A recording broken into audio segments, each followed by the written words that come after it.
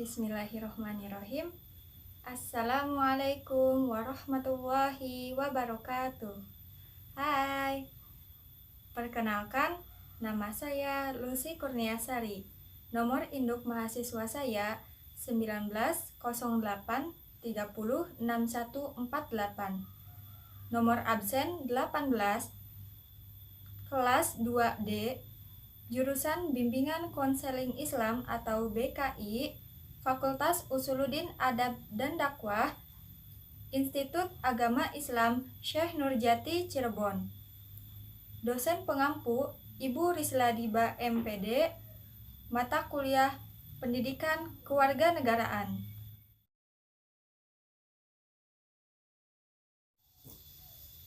Dibuatnya video ini untuk memenuhi tugas mandiri mata kuliah Pendidikan Kewarganegaraan. Video ini telah saya susun dengan sebaik-baiknya dan saya mendapatkan bantuan dari berbagai pihak sehingga dapat memperlancar pembuatan video ini. Untuk itu, saya sampaikan banyak terima kasih kepada semua pihak yang telah berkontribusi dalam pembuatan video ini, baik itu Ibu dosen pengampu yakni Ibu Risladiba MPD selaku dosen pengampu Pendidikan Kewarganegaraan dan Bapak Dr. Ujang Chandra SHMH selaku penulis dari buku Pendidikan Kewarganegaraan untuk perguruan tinggi, yang mana buku tersebut saya pakai sebagai sumber referensi dari pembuatan video ini. Terlepas dari itu semua, saya menyadari dengan sepenuhnya bahwa dalam video ini terdapat kekurangan, baik dari segi susunan kalimat maupun tatanan bahasa. Oleh karena itu, saya menerima segala bentuk kritik serta saran dari para audiens guna membangun dan memperbaiki video saya untuk selanjutnya. Semoga dari video ini kita semua mendapatkan ilmu, khususnya bagi saya dan umumnya bagi audiens. Terima kasih, kurang lebihnya mohon maaf. Tetap semangat, selamat menyaksikan.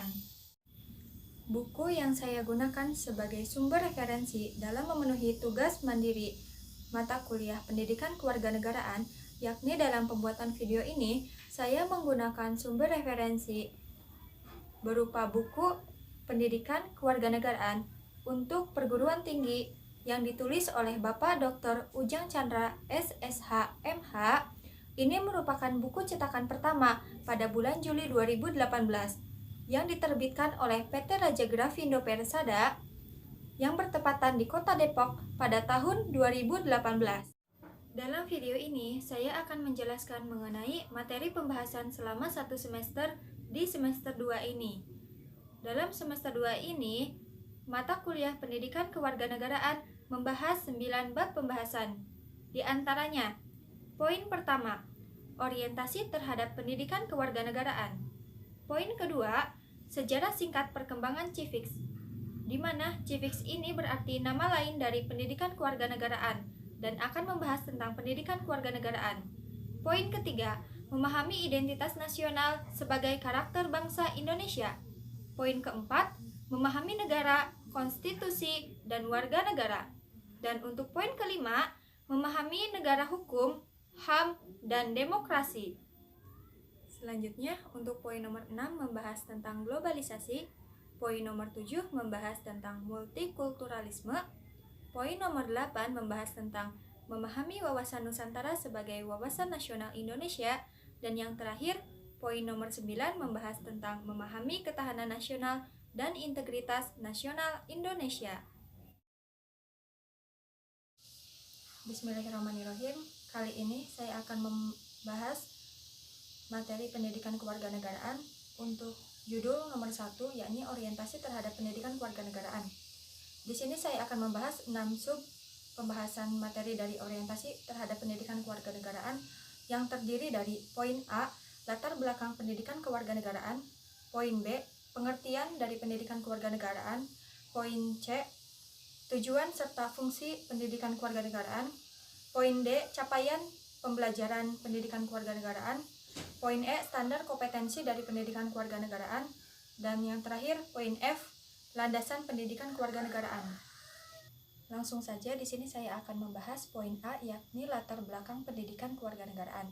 perubahan pendidikan dari masa ke masa dalam konferensi internasional yang diselenggarakan oleh UNESCO di negara Paris pada tahun 1998 yang telah memprakarsai bahwa tanggung jawab dari pendidikan tinggi yakni tidak hanya meneruskan nilai-nilai dan mentransfer ilmu pengetahuan dan teknologi, tetapi diharapkan dapat melahirkan warga negara yang berkesadaran kebangsaan dan kemanusiaan, serta mempersiapkan tenaga kerja yang lebih produktif lagi dan mendorong perubahan ke arah kemajuan yang adil serta bebas. Masuki pada poin B mengenai pengertian pendidikan kewarganegaraan. Pendidikan Nasional Indonesia adalah pendidikan yang berdasarkan Pancasila dan Undang-Undang Dasar 1945. Di Indonesia sendiri, Citizenship Education yang diterjemahkan dengan istilah pendidikan kewarganegaraan menurut Sumantri pada tahun 2001. Istilah Citizenship Education cakupannya lebih luas daripada Civic Education. Selanjutnya, poin C membahas tentang fungsi serta tujuan dari pembelajaran pendidikan kewarganegaraan. Terlebih dahulu saya akan menjelaskan mengenai fungsi pembelajaran pendidikan kewarganegaraan. Pendidikan kewarganegaraan sebagai mata kuliah pengembangan kepribadian atau yang sering kita kenal singkatannya sebagai MPK di perguruan tinggi yang memiliki fungsi sebagai orientasi mahasiswa dalam memantapkan wawasan dan semangat kebangsaan serta cinta tanah air serta demokrasi guna membangun bangsa berdasarkan Pancasila. Poin D yakni capaian pembelajaran dari pendidikan kewarganegaraan, yakni mampu menganalisis masalah konstekstual dari pendidikan kewarganegaraan yang mendorong semangat kebangsaan, cinta tanah air, demokrasi, dan berkesadaran hukum, serta terdapat visi dan misi dalam pembelajaran pendidikan kewarganegaraan. Untuk visi itu sendiri, yakni guna mengantarkan mahasiswa memantapkan kepribadian sebagai masyarakat Indonesia seutuhnya, dan untuk misi yakni mewujudkan nilai-nilai dasar keagamaan, kebudayaan, serta kebangsaan, sehingga dapat menerapkan ilmu pengetahuan dan teknologi yang dimilikinya. Poin E yakni standar kompetensi dari pembelajaran pendidikan kewarganegaraan. Memiliki standar kompetensi sebagai berikut, yakni yang wajib dikuasai oleh mahasiswa adalah pengetahuan tentang nilai-nilai keagamaan, kebudayaan, serta kewarganegaraan sehingga mampu menerapkan dalam kehidupan sehari-hari. Poin F yakni tentang landasan pembelajaran pendidikan kewarganegaraan yang terdiri dari 3 landasan, yakni landasan secara ilmiah, secara hukum, dan secara historis. Untuk landasan secara ilmiah memiliki dasar pemikiran bahwa pendidikan kewarganegaraan meliputi hubungan antara warga negara dengan negara, bela negara yang berpijak pada nilai budaya bangsa, serta untuk landasan hukum yang berpijak pada Undang-Undang Dasar 1945, Pancasila, dan Undang-Undang Nomor 3 Tahun 2020 yang membahas tentang pertahanan negara, serta Undang-Undang Nomor 20 pada tahun 2003 yang membahas tentang sistem pendidikan nasional.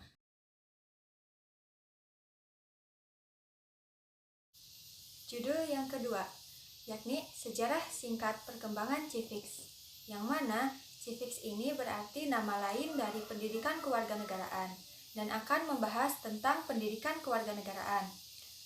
Dalam materi ini, saya akan menjelaskan tentang sejarah singkat pendidikan kewarganegaraan di Amerika dan sejarah singkat tentang pendidikan kewarganegaraan di Indonesia. Langsung saja memasuki pada sub pembahasan pertama, yakni sejarah singkat perkembangan PKN atau Civics Education di Amerika Serikat. Sejarah singkat pendidikan kewarganegaraan atau Civics Education yang diperkenalkan di Indonesia pada tahun 1790 di Amerika Serikat, tujuannya agar penduduk Amerika Serikat yang memiliki keragaman suku bangsa yang berasal dari banyak negara yang datang ke Amerika Serikat, yang diharapkan dengan adanya Civics akan memiliki satu identitas sebagai Amerika Serikat. Jadi secara garis besarnya adalah mengamerikakan warga negara Amerika. Selanjutnya memasuki sub pembahasan kedua, yakni sejarah singkat perkembangan pendidikan kewarganegaraan atau Civics di Indonesia. Sejarah singkat pendidikan kewarganegaraan di Indonesia dimulai pada tahun 1957 saat pemerintahan Soekarno. Pada masa tersebut lebih dikenal sebagai Civics. Penerapan Civics sebagai pelajaran di sekolah-sekolah dimulai pada tahun 1961, kemudian berganti nama menjadi Pendidikan Kewarganegaraan pada tahun 1968. Pada tahun 1962, pendidikan kewarganegaraan berkedudukan sebagai program kulikuler, dimulai dengan diperkenalkannya mata pelajaran Civics dalam kurikulum SMA yang berisikan materi tentang pemerintahan Indonesia berdasarkan Undang-Undang 1945. Pada kurikulum 1968 dan 1969, Civics dan PKN digunakan secara berturut-turut.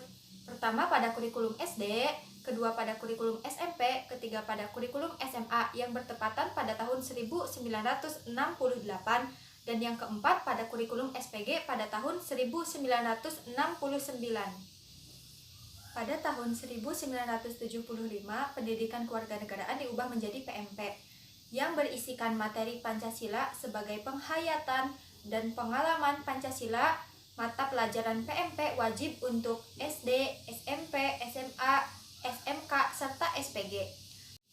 Pendidikan kewarganegaraan sebagai Civics Education yang menekankan isu-isu Civics, urutan nama perkembangan PKN, yakni pertama, Civics pada tahun 1962 berisikan tentang hak asasi manusia.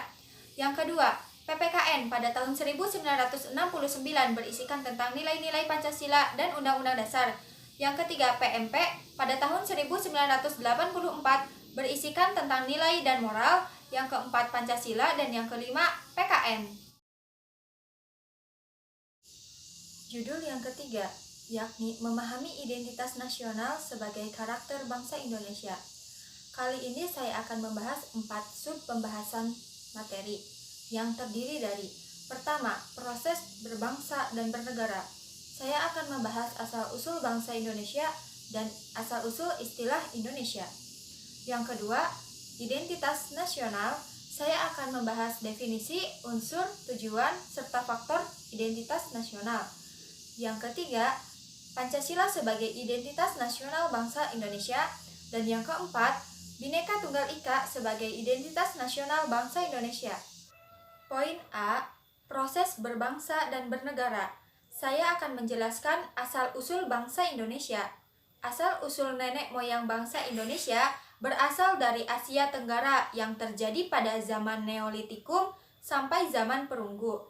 Telah terjadinya migrasi penduduk purba dari wilayah Yunani yang bertepatan di daerah Cina bagian selatan ke wilayah Asia Selatan, yakni Indonesia. Berdasarkan waktu kedatangan dibedakan menjadi 3 subbangsa. Pertama, bangsa Proto Melayu atau yang sering dikenal sebagai Melayu Tua. Kedua, bangsa Deutero Melayu atau yang sering dikenal sebagai Melayu Muda. Dan yang ketiga, bangsa primitif atau yang kita kenal sebagai manusia purba. B. Identitas nasional. Menurut Kailan, identitas nasional secara terminologi adalah ciri yang dimiliki oleh suatu bangsa, yang secara filosofis dapat membedakan bangsa tersebut dengan bangsa yang lain. Identitas nasional bangsa Indonesia mengacu pada Pancasila dan Bhinneka Tunggal Ika sebagai arah pengembangannya yang terbentuk karena rakyat Indonesia memiliki pengalaman sejarah dan penderitaan yang sama. Tujuan bangsa Indonesia telah tertuang dalam pembukaan Undang-Undang Dasar 1945, yakni kecerdasan dan kesejahteraan bersama bangsa Indonesia. Dari tujuan tersebut sehingga muncullah identitas nasional bangsa Indonesia menurut Winarto, yakni 1. Bahasa Indonesia merupakan bahasa nasional dan bahasa persatuan. 2. Bendera negara, yakni Sang Merah Putih. 3. Lagu kebangsaan, yakni Indonesia Raya. 4. Lambang negara, yakni Garuda Pancasila. 5. Semboyan negara, yakni Bhinneka Tunggal Ika. 6. Dasar falsafah negara, yakni Pancasila. 7. Konstitusi atau hukum dasar negara, yakni Undang-Undang Dasar 1945. 8. Bentuk negara, Kesatuan Republik Indonesia. 9. Konsep wawasan Nusantara. Ke-10. kebudayaan daerah sebagai kebudayaan nasional Indonesia. Poin C. Pancasila sebagai identitas nasional bangsa Indonesia yang terdiri dari 1. Pancasila sebagai jiwa bangsa. 2. Pancasila sebagai kepribadian bangsa Indonesia. 3. Pancasila sebagai pandangan hidup bangsa Indonesia. 4. Pancasila sebagai ideologi bangsa dan negara Indonesia. 5. Pancasila sebagai dasar negara Republik Indonesia. 6. Pancasila sebagai sumber dari segala sumber hukum di Indonesia. 7. Pancasila sebagai perjanjian luhur bangsa Indonesia pada waktu mendirikan negara. 8. Pancasila sebagai cita-cita dan tujuan bangsa Indonesia. 9. Pancasila sebagai falsafah hidup yang mempersatukan bangsa Indonesia. Poin D. Bhinneka Tunggal Ika sebagai identitas nasional bangsa Indonesia. Bangsa Indonesia merupakan bangsa yang majemuk, berarti beraneka ragam, karena terdiri dari keanekaragaman suku, agama, ras, maupun golongan yang dipersatukan oleh semboyan Bhinneka Tunggal Ika.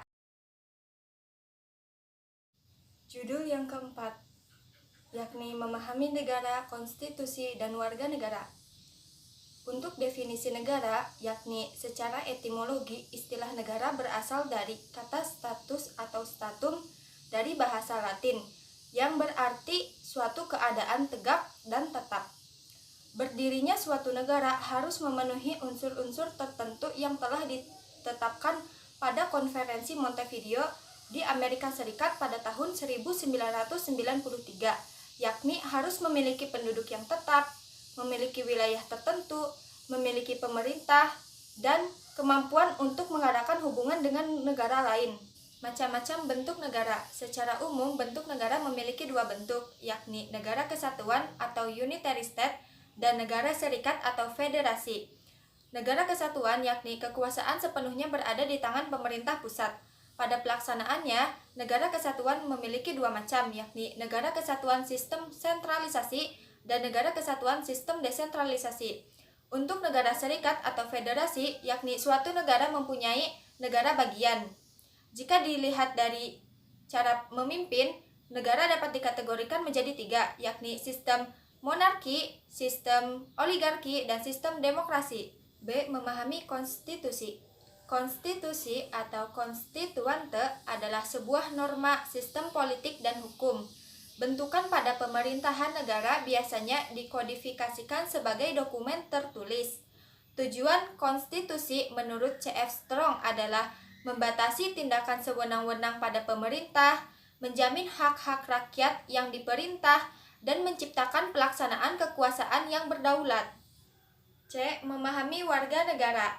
Warga negara merupakan terjemahan kata citizens dari bahasa Inggris yang berarti warga negara, penduduk, orang tanah air, sedangkan warga berarti peserta atau anggota atau warga dari suatu perkumpulan. Terdapat macam-macam seperti penduduk negara, bukan penduduk negara, penduduk warga negara, penduduk bukan warga negara. Untuk penduduk warga negara, yakni mereka yang berdasarkan hukum menjadi warga negara tersebut. Asas kewarganegaraan terdiri dari dua, yakni asas ius sanguinis yang berasal dari keturunan dan asas ius soli yang berasal dari tempat kelahiran. Untuk status kewarganegaraan terdiri dari dua, yakni apatrid atau tanpa kewarganegaraan dan bipatrid atau dwikewarganegaraan. Untuk stel sel kewarganegaraan terdiri dari dua, yakni stel sel aktif dan stel sel pasif. Judul yang kelima, yakni memahami negara hukum, HAM, dan demokrasi. Poin A. Memahami negara hukum. Istilah negara hukum atau rule of law merupakan suatu istilah yang muncul pada abad ke-19 yang dipengaruhi oleh paham liberalisme dan individualisme. Sebuah negara hukum menghendaki adanya supremasi konstitusi sebagai konsekuensi dalam pelaksanaan konsep negara hukum. Indonesia merupakan negara hukum sekaligus memiliki unsur dan karakteristik berdirinya suatu negara hukum, yakni yang pertama, adanya hukum dasar. Kedua, kewajiban pemerintah untuk mengadakan segala kebutuhan rakyat. Ketiga, undang-undang yang dapat membangkitkan pengadaan jaminan sosial. 4. Hubungan erat dengan parlemen. Poin B. Memahami hak asasi manusia.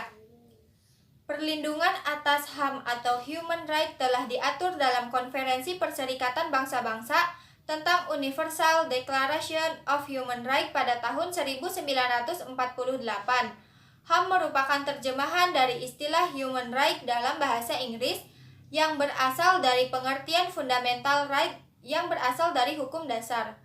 Menurut Undang-Undang Nomor 39 Tahun 1999, HAM yakni hak-hak dasar yang melekat pada diri manusia sebagai kodrati, universal, dan abadi sebagai karunia dari Tuhan Yang Maha Esa. Macam-macam HAM yakni hak untuk hidup, hak untuk berbicara dan menyampaikan pendapat, hak untuk beribadah, dan terdapat hak-hak lain di dalamnya. C. Memahami demokrasi. Sejarah demokrasi lahir dari pemikiran mengenai hubungan negara dengan hukum di Yunani kuno pada abad ke-6 sampai 3 sebelum Masehi. Perkembangan demokrasi di Indonesia terjadi 4 periode. Pertama, periode 1945 sampai 1959 dengan masa demokrasi parlementer. 2. Periode 1959 sampai 1965, masa demokrasi terpimpin. 3. Periode 1966 sampai 1998, masa demokrasi Pancasila Orde Baru. 4. Periode 1969 sampai dengan sekarang, masa demokrasi Pancasila era reformasi. Demokrasi berasal dari bahasa Yunani, yaitu demos berarti rakyat dan kratein berarti pemerintahan. Secara harfiah, demokrasi mengandung arti government from the people, by the people, and for the people, yang berarti pemerintahan dari rakyat, oleh rakyat, dan untuk rakyat. Jadi negara demokrasi adalah negara yang diselenggarakan berdasarkan kemauan rakyatnya.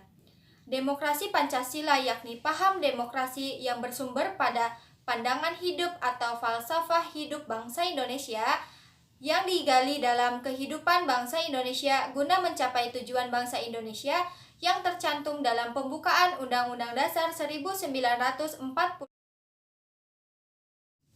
Judul yang keenam, globalisasi. Di sini saya akan menjelaskan mengenai definisi globalisasi, ciri globalisasi, faktor penyebab globalisasi, dampak adanya globalisasi, dan pentingnya globalisasi dalam kehidupan.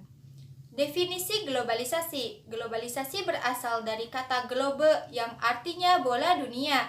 Menurut KBBI, globalisasi merupakan proses masuknya ke ruang lingkup dunia. Namun, secara makna globalisasi adalah seluruh proses kehidupan manusia sehingga mendunia. Terdapat ciri dari globalisasi. Pertama, perubahan dalam konsep jarak, ruang, dan waktu. Kedua, adanya saling ketergantungan dalam berbagai sektor kehidupan, baik itu ekonomi maupun perdagangan. Ketiga, meningkatnya masalah berskala dunia. Faktor penyebab globalisasi. Pertama, perkembangan teknologi dan informasi. Kedua, hubungan kerjasama berskala internasional. Ketiga, adanya ekonomi terbuka. Dampak dari globalisasi. Adanya globalisasi dapat memunculkan dampak baik itu positif maupun negatif di berbagai sektor kehidupan, baik itu ekonomi, politik, sosial, budaya, maupun pendidikan. Salah satu dampak positif, yakni kemudahan memperoleh informasi dan ilmu pengetahuan, dan terselip dampak negatif, yakni lunturnya nilai-nilai kebudayaan bangsa. Pentingnya globalisasi. Adanya globalisasi sangat berpengaruh untuk kehidupan. Globalisasi merupakan suatu hal yang penting, baik itu untuk negara maupun untuk kita selaku warga negara, karena dengan adanya globalisasi dapat menunjang suatu pertumbuhan dan perkembangan baik itu negara maupun kita selaku manusia. Judul yang ketujuh, multikulturalisme.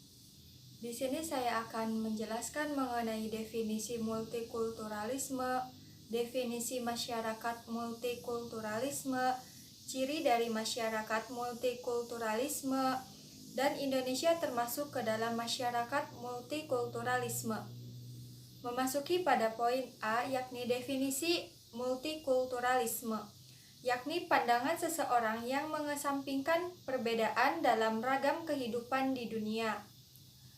Masuk pada poin B, definisi masyarakat multikulturalisme, yakni masyarakat yang terdiri dari bermacam-macam jenis bangsa dan budaya yang memiliki karakteristik atau ciri unik sehingga membedakan yang satu dengan yang lainnya. Poin C, ciri dari masyarakat multikultural, yakni pertama, memiliki struktur budaya yang banyak. 2. Memiliki nilai-nilai dasar. 3. Sering terjadinya konflik yang berbau sara. 4. Proses integrasi berlangsung lambat. 5. Adanya dominasi di bidang politik, sosial, maupun budaya. Memasuki pada poin D, Indonesia termasuk ke dalam masyarakat multikultural sebab masyarakat Indonesia terdiri dari beragam budaya, sistem, adat istiadat, suku, etnis, bahkan agama. Masyarakat Indonesia memiliki level keanekaragaman yang sangat kaya sehingga dapat dikatakan cukup kompleks. Maka dari itu, karena keanekaragaman perbedaan yang hadir di Indonesia, maka dapat dikatakan bahwa negara Indonesia ini menganut masyarakat multikulturalisme. Judul ke-8 yakni memahami wawasan Nusantara sebagai wawasan nasional Indonesia. Poin A. Definisi wawasan Nusantara. Secara etimologi, kata wawasan Nusantara berasal dari dua suku kata, yaitu wawasan yang berasal dari bahasa Jawa yakni cara pandang indrawi, dan kata Nusantara yang diartikan dengan suatu negara kepulauan yang terletak antara dua benua yakni Asia dan Australia serta dua samudra yakni Hindia dan Pasifik.